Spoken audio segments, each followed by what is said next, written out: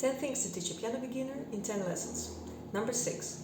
Play a game called lift up or drag down, or up and down, or you give it another title, or you don't name it at all. You play that game with your student and then you ask your student to give it a title. Most likely he will use keywords that he understood during the lessons. Now for the game, what it actually does, it's introducing the meaning and explains the meaning of the interval, the half tones or half steps or semitones, and the whole steps or whole tones. Give simplified examples for those meanings. For example, like an interval is also the distance between two keys, or like the distance between me as a teacher and my student. Say the name of the student, and also you can name that distance. And also have in mind that your piano beginner is not just a beginner for this instrument. You are also, as a teacher, a beginner for him. You don't know him as a student. You don't know which are the best methods for them to learn. You're still trying to get to know him. So try to maneuver your methods. Some students like it when you draw for them. They take information visually better.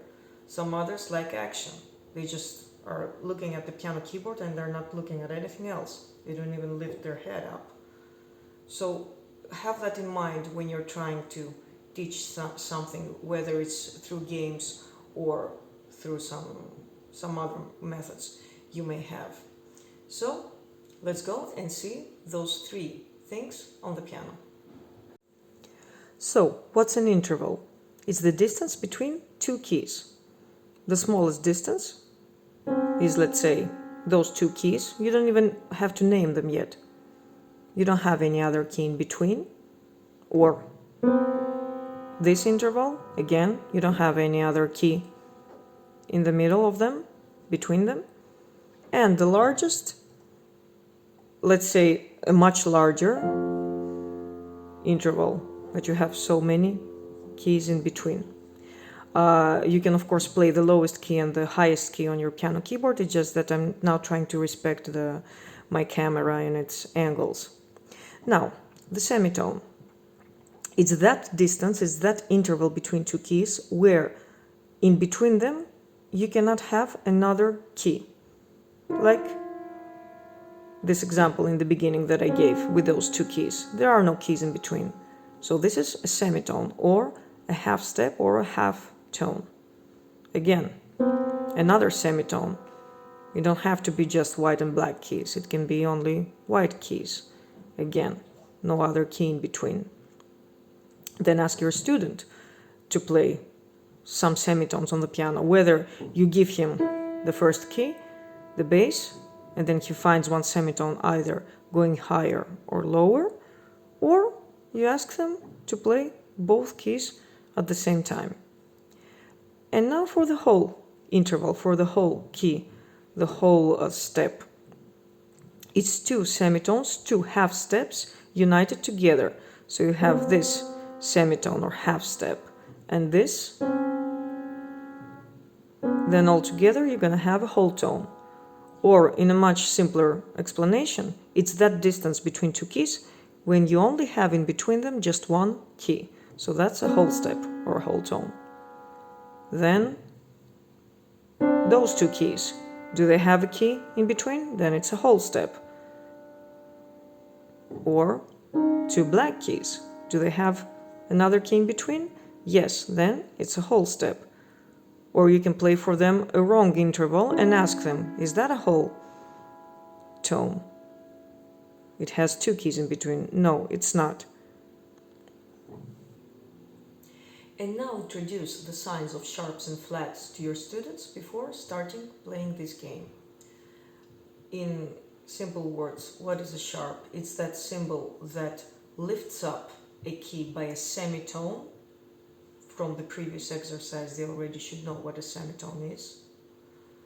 And the flat symbol or sign is used to drag down or lower a key, one random key, by a semitone. You can also draw all this for them, like the sharp looks like a crooked tic-tac-toe, or most likely your students will probably name it hashtag, only if you place the sharp in front of a key, most likely that key is not going to like or comment. That's why it's probably sharp and not a hashtag. And the flat is drawn as a half heart resting on a wall. Then explain to your students that the black keys unfortunately don't have their own names. They are named with the help of those signs, the sharps and the flats, and the main names of the keys that they already should know. And also tell them that the sharps and flats are not only black keys. You can also name white keys with sharps and flats. Now you are entering the meaning of enharmonic keys. You don't need to name that in front of them, but you can explain to them in examples that one key can have two different names. So let's move on to the piano and give examples. Let's start with the sharps. Here you have your C key. So if you're going to have a C sharp, you're going to move a semitone up, which means you're going to the right of the piano keyboard. That's what is up, and to the left is going down. So this key here is C sharp. Then you can move and ask for another key. Let's say G key, and ask your student to play for you G sharp key. You're going to move a semitone up and place their finger on the G sharp key. Now give the same examples from the white keys that don't have black in between. E key. Ask them to play E sharp for you. You don't want your students to think that sharps and flats are on the black keys. Moving up half a tone or a semitone, here is E sharp. Your student, of course, is not going to want to name it like that. He's going to say, but why? This is an F key. And then you can tell them. One person can have two different or three different names or nicknames, but he's still going to be that person. Like Willie or Wilson or Hey Boy. But it's still, you can give examples with your own student. Ask them, how does your mother calls you? How does your friend calls you? But are you still the same person? No matter what name is used to name you. Yes. No matter if I name this F key or E sharp, this is going to be and going to sound the same, and I'm going to play the same key on the piano. Now for the flats.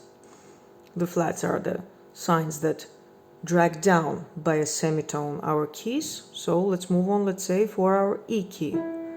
Ask them to play E flat, moving down. So this is our E flat. And then again ask them, that's an E flat, okay. But how else can we name this key? Instead of using the help of this E key, can't we use the help of this key, D? But what is that going to be, D sharp or D flat? You can also do this movement. You're going up, so they probably won't want to say D flat. They're going to say D sharp. And now for the game. Keep score. 2 incorrect attempts or answers from your student and the point is yours. Play 8 to 12 points and don't give away points for free. You can mix it up and start either with intervals or sharps and flats or mix and match. Ask your student to play a semitone from E key. Remind them what a semitone is, the smallest distance between two keys on the piano. There is no other key in between. Or ask them to play a whole tone from another key, from F sharp. Here you can name also the keys to remind them if you are playing with intervals. Or ask them without you playing this is a more complicated step, play for me a whole step from the key of D. They're gonna have to find the D key in any octave they want and then count a whole tone to play that interval. Then you can play with sharps and flats. Tell me what key is this? A sharp or B flat. You can ask them to give you two names for the keys. Or for instance, this key. Give me two names for it. E or F flat with the help of their neighbor keys. And again, you can ask them to convert, to change one semitone and making it a whole tone. Let's say D and D sharp. Make it even larger. Two semitones, creating one whole tone. From D to E, you have one whole tone. Or play for them a whole tone, G sharp, A sharp. Again, you decide whether you name them or not. And ask them to make it a semitone. Whether using this key and making it smaller, or using the G sharp key and making it going up and creating again a semitone. And let's not forget the essence of any piano lessons, which is music. We're actually teaching music to our students. Before playing this game, you can show them all those intervals and the principles of semitones and tones while making them close their eyes and just playing for them and making them only hear. Let them close their eyes so they're not analytically thinking, they don't have any distraction. You can even turn their backs from the piano keyboard and play for them, let's say one key, and ask them to, or give them an example first, like from this key I'm gonna use a sharp and I'm gonna lift it up, or drag it down, a semitone, and then ask them to tell you while you play another key in an octave that you can sing it. You can also sing it for them, give them a real life example. And ask them, what did you think I did with my voice? Did I lift it up by semitone or did I drag it down? Or you can ask them to sing. Most likely they will be still shy to sing, so you sing it for them. Enjoy your game, and I'll see you on my next piano teaching tip video.